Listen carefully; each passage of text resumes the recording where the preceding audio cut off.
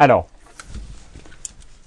cette fameuse molette, c'est un petit peu la clé des réglages de l'appareil. C'est la manière de décider quelle liberté vous allez prendre sur votre photo et quels automatismes vous allez utiliser. Le premier mode, évidemment, celui qu'on est tenté d'utiliser au départ quand on ne connaît pas grand-chose à la photo, c'est le mode vert ou le mode dit tout automatique. Il est souvent représenté par un petit carré vert, soit il est plein, soit c'est juste un trait vert. De toute façon, il est souvent facile à reconnaître. Il est au milieu, il est d'une couleur différente. De l'autre côté, vous avez chez Canon P, TV, AV, M. Chez Nikon, il me semble que c'est P, S, A, M. Des lettres un petit peu bizarres et vous ne savez pas forcément ce que ça représente. Et à l'opposé, vous avez des petits pictos qui sont souvent un peu plus explicites avec un petit visage, une petite montagne, une petite fleur. On en reparlera un petit peu plus tard. Donc, ce fameux mode tout automatique, d'abord, il est très rassurant.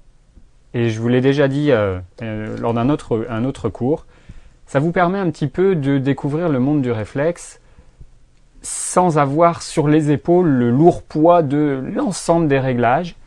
Si vous avez utilisé un compact numérique ou même argentique auparavant, vous ne serez pas perdu. Vous savez que vous avez toujours la possibilité d'utiliser votre appareil sur ce mode vert et c'est tout ce que vous avez à régler. Ensuite, vous pouvez juste déclencher et faire des photos. Ça marche tout automatiquement.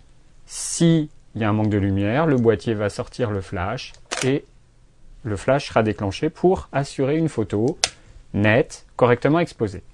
C'est un petit peu la base. On va dire que le mode vert se limite à ça. C'est vous assurer que votre photo elle soit techniquement correcte. De toute façon, c'est vous qui créez une photo. Le boîtier ne peut s'assurer que des éléments techniques. Donc je vous le rappelle, rien à faire, vous déclenchez, vous avez quand même la liberté de régler votre zoom si vous en avez un.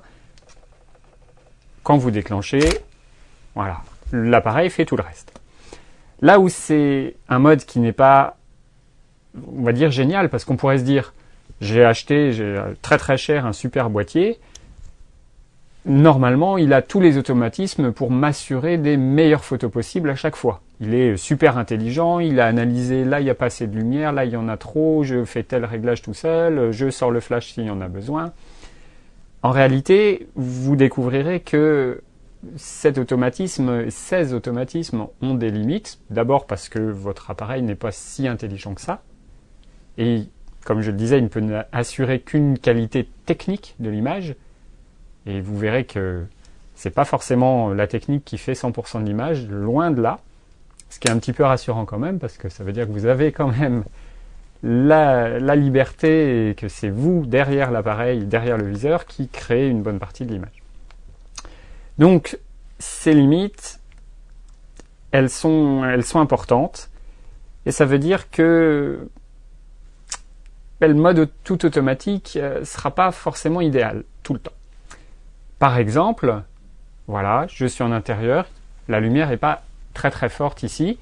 Systématiquement, mon boîtier va se dire, plutôt que de monter très très haut dans les ISO pour assurer une photo nette, je vais plutôt sortir le flash, il est là, il existe, et je vais l'utiliser. Si vous faites un portrait, utilisez ce flash, ça va être très très moche, le résultat va être assez mauvais, et en tout cas pas du tout flatteur.